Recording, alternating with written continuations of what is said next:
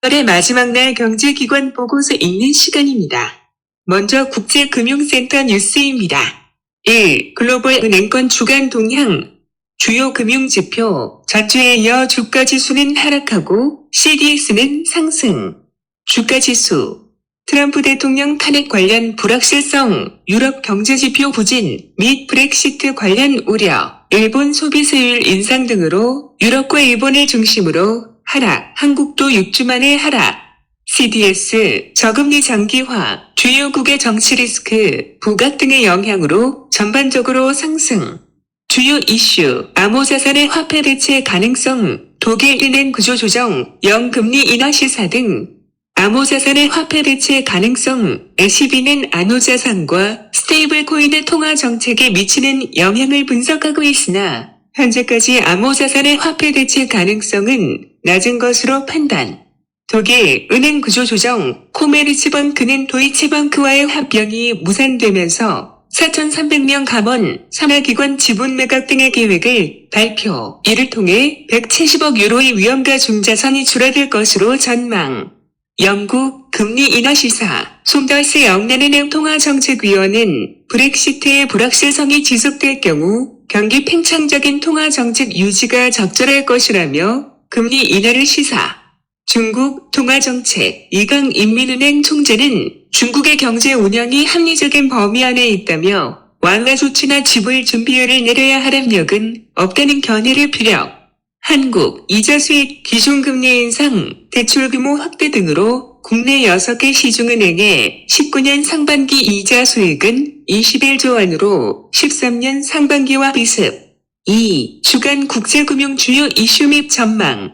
미국 9월 제조업 지수 반등 여부에 주목. 9월 고용 지표는 소폭 회복 가능성. 미국 하원의 대통령 탄핵 조사 본격화 예상. 금주 미국 단기 자금 시장 불안, 진정 여부 및 파월 및 연행 총재들의 발언에 관심. 일본 소비세율 인상 단행. 일본 임시국회에서는 소비세율 평화헌법 논란 예상. 미국과 중국 무역협상 관련 양국 움직임 가시화.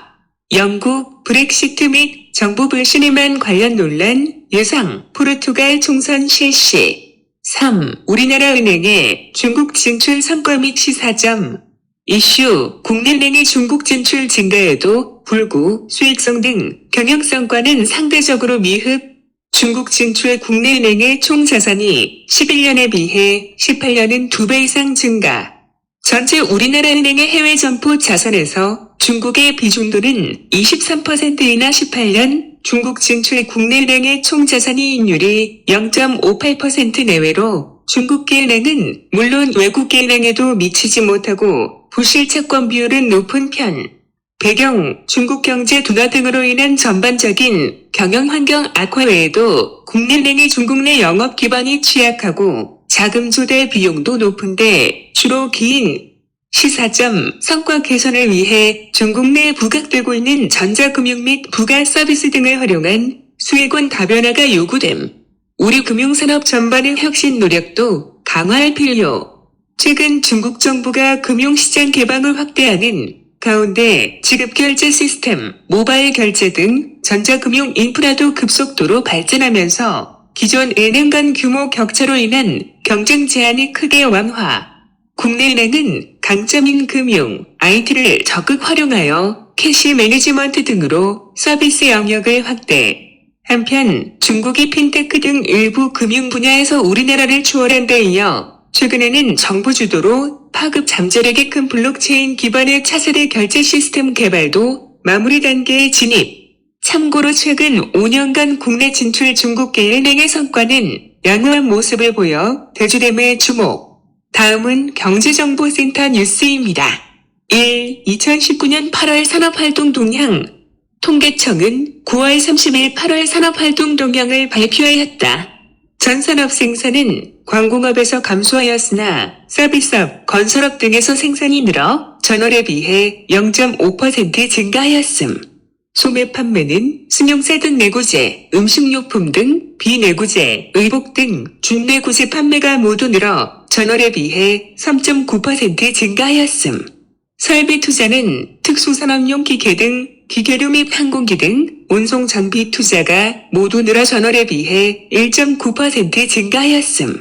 동행지수 순환 변동치는 건설 개성액이 감소하였으나 서비스업 생산지수, 내수출하 지수 등이 증가하여 전월 대비 0.2p 상승하였음.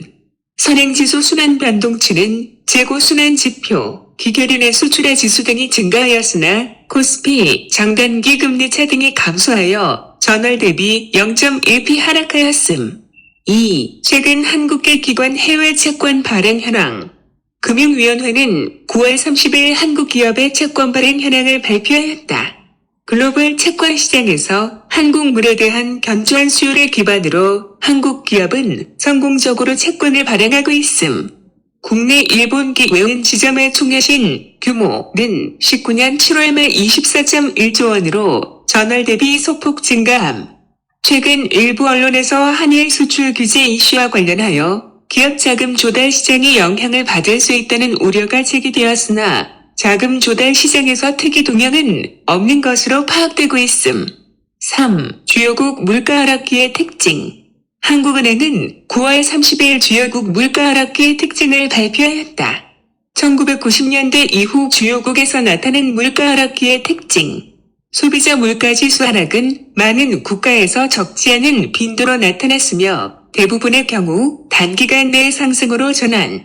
물가지수 전반에 걸친 지속적인 가격 하락으로 정의되는 디플레이션 현상은 일부 국가에 국한. 이러한 디플레이션에는 대부분 자산가격 조정의 수반. 우리나라의 경우 최근 소비자 물가 상승률이 농축수산물 가격의 일시적 기저 효과 등으로 크게 낮아졌으나 연말경에는 이러한 효과가 사라지면서 반등할 것으로 예상.